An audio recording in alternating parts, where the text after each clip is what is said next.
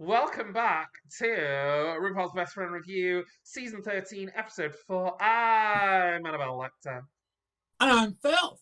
Let's start off the episode like we did last week. I'd start with comments. Joe is back and said, another entertaining review. Keep them coming. My favourites from episode 3 were Denali and Utica. They were both fantastic throughout the episode. Tamisha is drag excellence, although I didn't live for her. Well, thank you, Joe. Thank you for the lovely comment about the review being entertaining. Love it. All right, next one comes from Dale K. Oh, not again. I keep coming back, Dale. We love seeing you in the comments. Dale asked, was it deliberate shade that you didn't include Utica's outfit? Right, so I just have to say, we had a payoff to make. Yes. It was either we leave in talking about every single queen, or we make it a watchable length. Because that is a concern we have had, and it's a concern that I have been contacted about many times. That first 50-minute episode, it's not about the queen, it's about us. If we weren't interested for those 5 minutes of chat, then we do not keep it in. It was no malice behind it. We actually said like some really nice things, but nothing funny or clever or mean. No. And you only like it when we're funny and mean. So Nigel said, Annabelle giving bloodhounds of Broadway realness and filth-sipping coffee cocktails like she owns Starbucks. The nerve of it all. Oh my God, I love it. I love it. That was our comments from last week. But should we start episode 4? Yes. Welcome to RuPaul's Best Friend Review, bringing you a review of Season 13 of RuPaul's Drag Race. With your hosts Annabelle Lecter and Filth. We start this episode right at the beginning with the losers re-entering the workroom. Elliot decides to hide. Tina Burner still really irks me, really bothers me, and this was just another example of why she bothers me.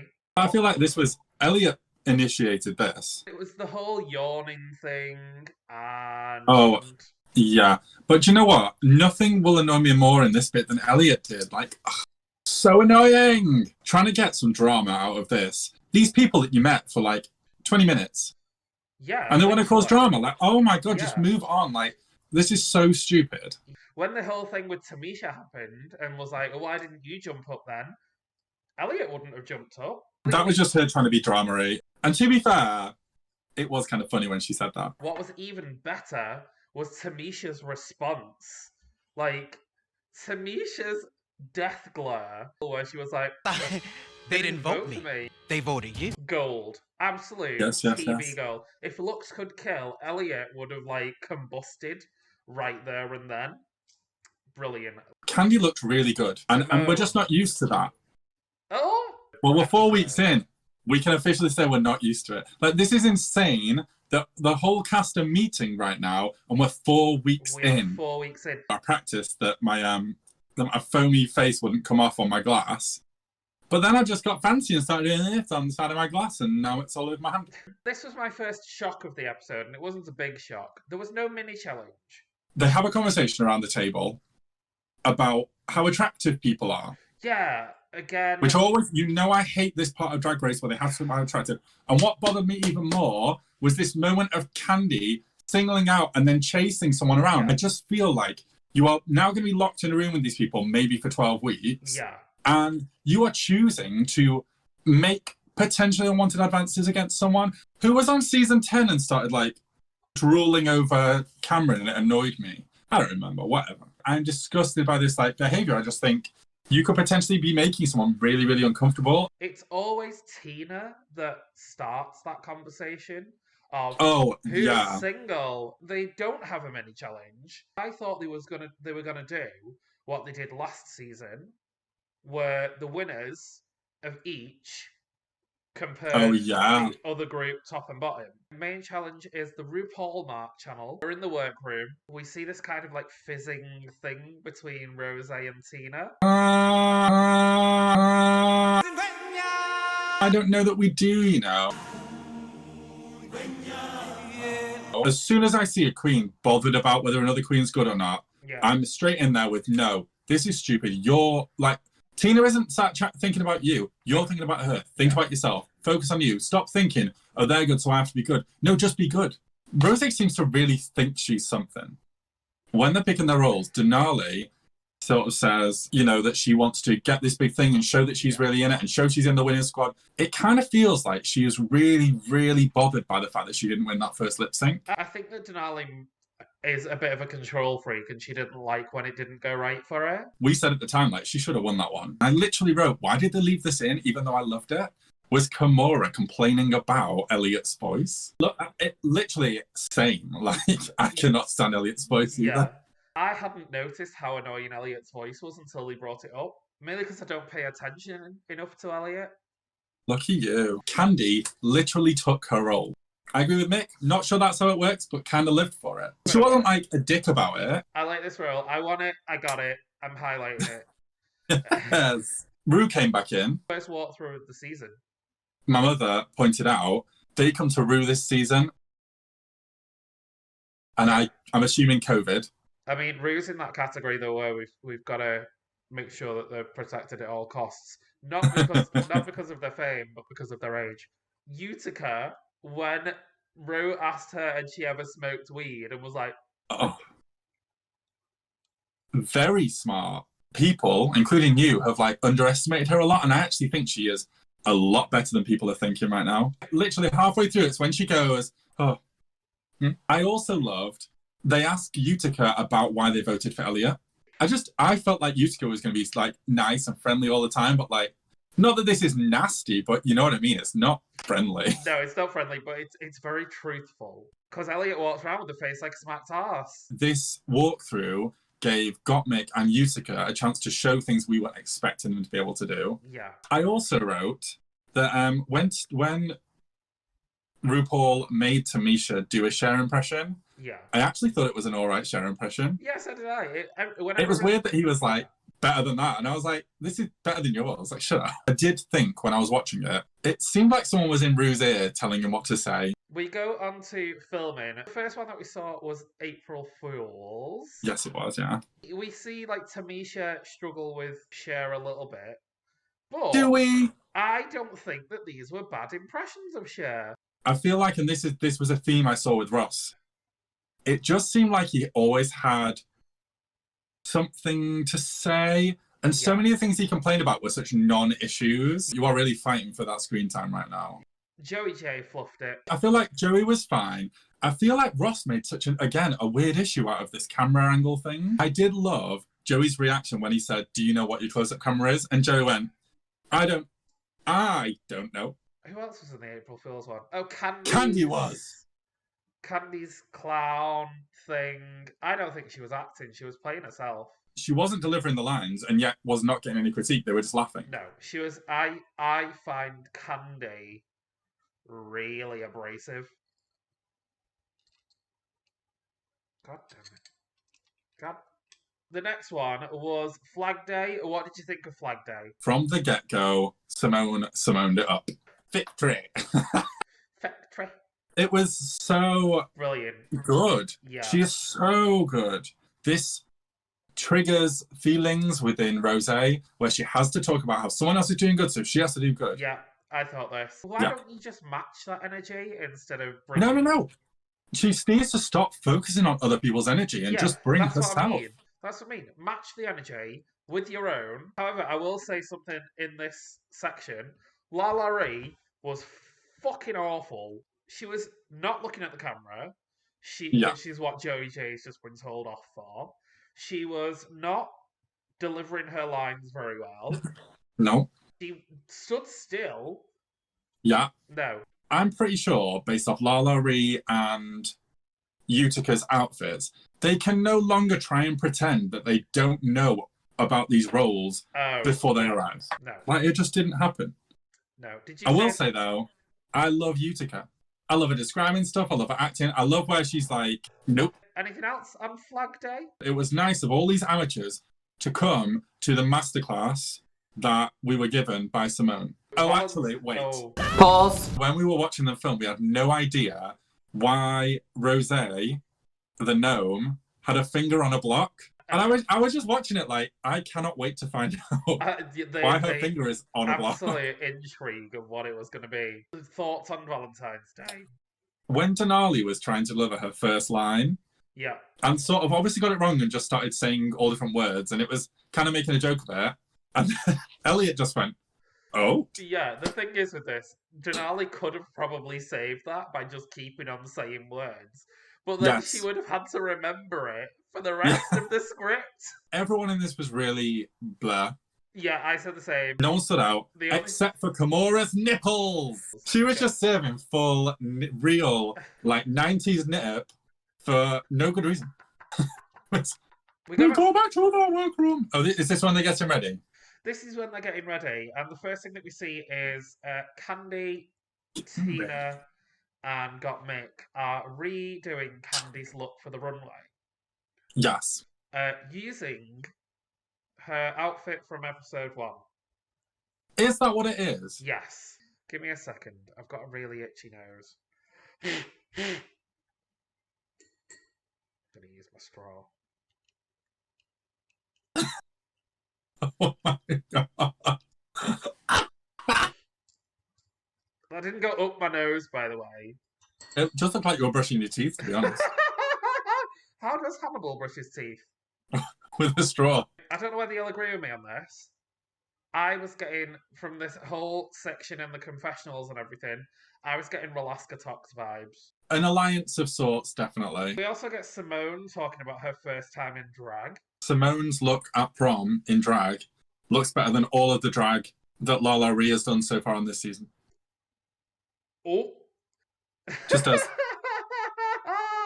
It's funny because it's true. Tamisha talks about her biological children again. Again. This was definitely a producer moment going, somebody asked Tamisha about their kids because Lala Rhea has not mentioned it in the workroom yet. Lala Rhea did say, I know Tamisha from back in Atlanta. Yeah. Are they not... Do you think they didn't bring up because they didn't want the producers to get a hold of it? I do think that it's definitely something that is going to come up. I loved the bit Candy said whatever she said, and then said, I said JK, Kimora. So we move on to the runway. Let's start off with the judges. What did you think of RuPaul this week? I hated this hair, but I loved this dress. I said the same thing. This feels like a modern RuPaul. Like what she used to do, but modernized. But I just fucking hate this hair. Do you know what? What is it? A Shih Tzu. She looks like a Shih Tzu.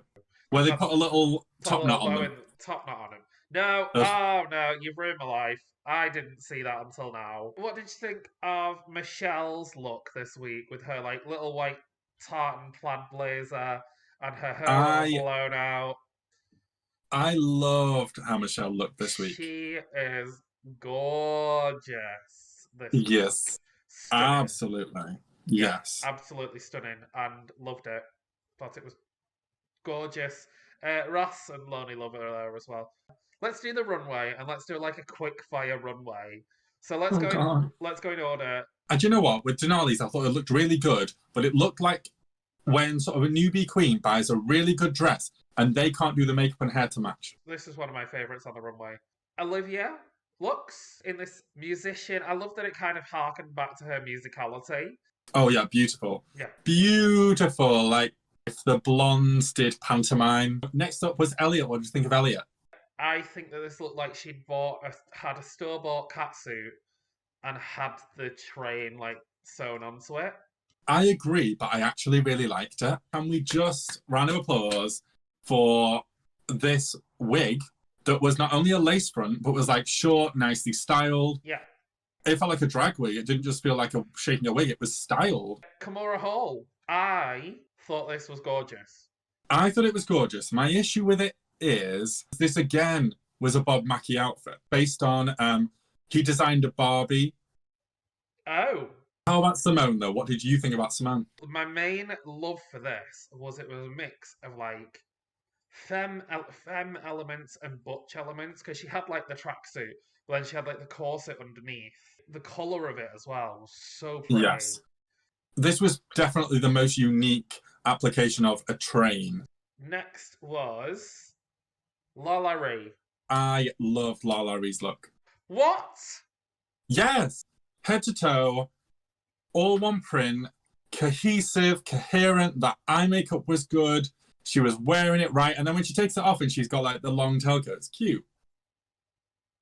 Okay. It looked like she picked up a Zentai suit from Amazon. One of those morph suits.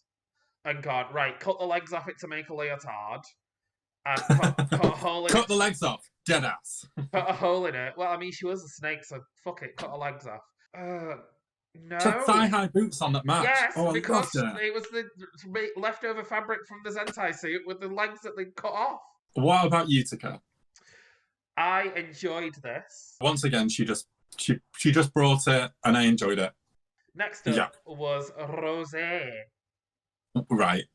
So I have each week slated Rosé for doing this thing where she's like a 32-year-old man wearing little girl's clothing, and it doesn't work. Yeah. This was a woman's clothing, and this was the first time I've looked at her and thought, this face, this body, this hair, this look go together. Yeah. Did I absolutely love the look? Not massively. No. For me, this was, you've tied a bit of tulle on the back of this thing. It felt like an afterthought. I didn't like it. I thought it was clunky, and I thought that the train was an afterthought. Next up was Gottmik. So have you seen that this was Gottmik's second choice? Yes, I have. I think she was very, very, very nice to Tina to not wear that original choice. Yeah. This was actually a really great nod. This was based on Victoria's Secret. Yeah, I got that. And obviously we know the secret, the drama with Victoria's Secret. Yeah. It was actually kind of a gag. And I also loved that she brought the wind blower. She brought a little handheld like a leaf blower.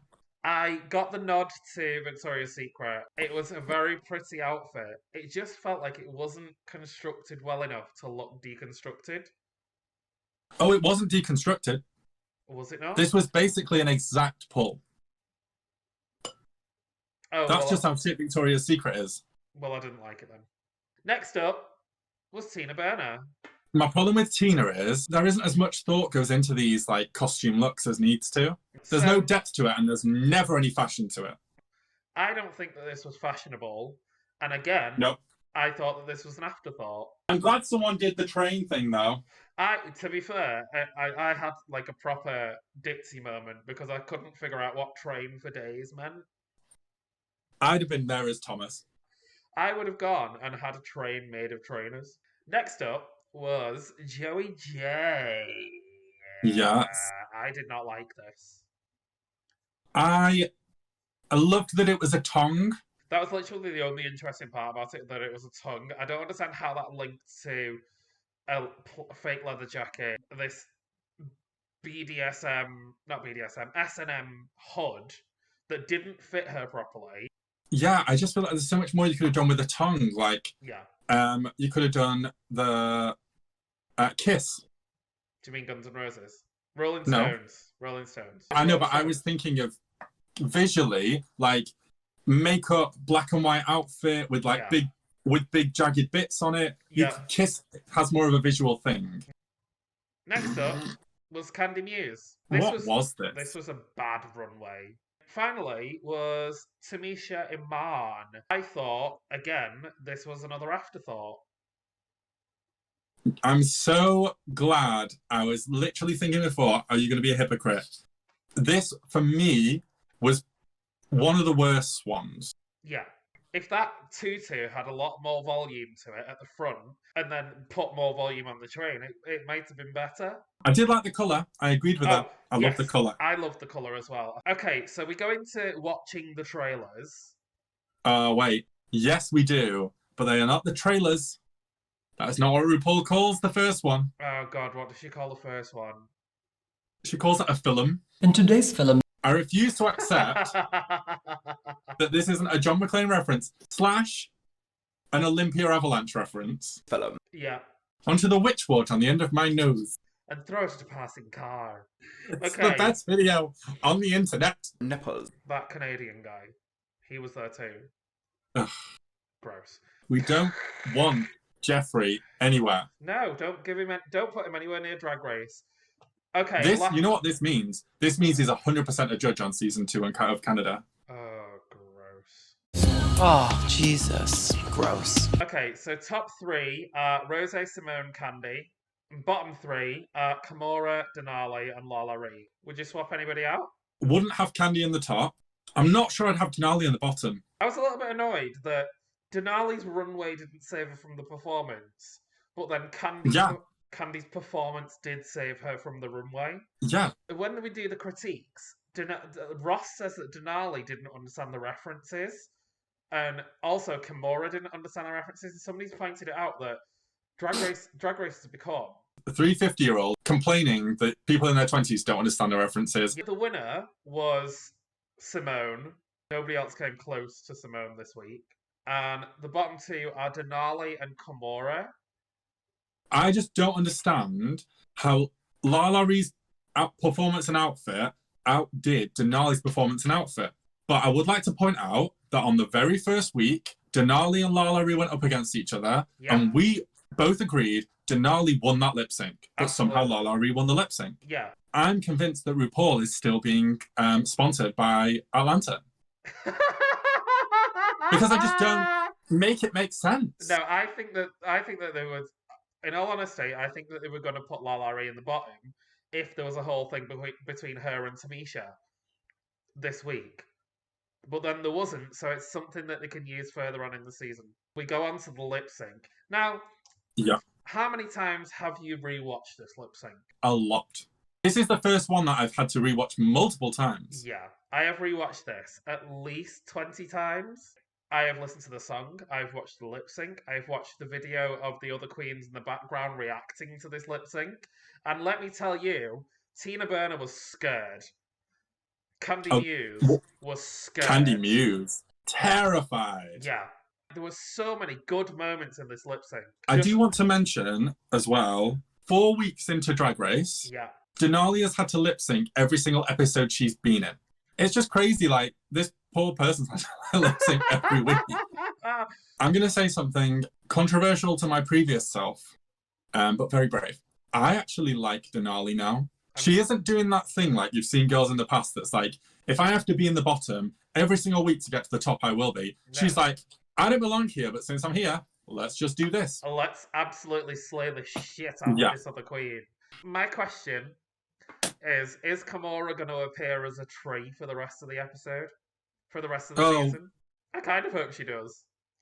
I feel like... But she's got to be in full body with her nipples going. See, that... I'd be here for. I felt a little bit sorry for Kimora before, during, and after the lip sync because knowing she was in the bottom with Denali, she must have instantly been like, "Oh, I'm going home." To be fair to her, she did what she could in that dress. Yeah, and I don't think that either of them did a bad lip sync. It was just two very different deliveries. If you've not already, go and watch Denali's music video for this song that includes a lot of the Chicago drag scene. It's a fantastic little piece of, referencing some of Chicago's greats. Not all of them, but some of them. What are your final thoughts on this episode? My final thoughts are very similar to some of my earliest thoughts on this episode. Yep. Simone is winning this competition. Unless she really, really, really, really, really fucks up. Simone has got this in the bag. But I'm excited to see who's going to be up there in the top 3 or 4 with her and how that's going to play out this season. Well, that is episode 4 of RuPaul's Drag Race Season 13 and Best Friend Review. Thank you very much for joining us. Don't forget, sound off in the comments. Let us know what is going on.